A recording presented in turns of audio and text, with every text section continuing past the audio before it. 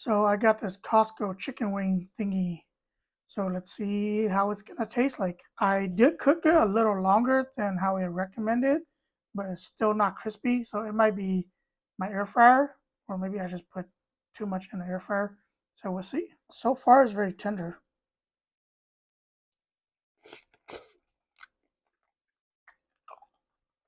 It's pretty good.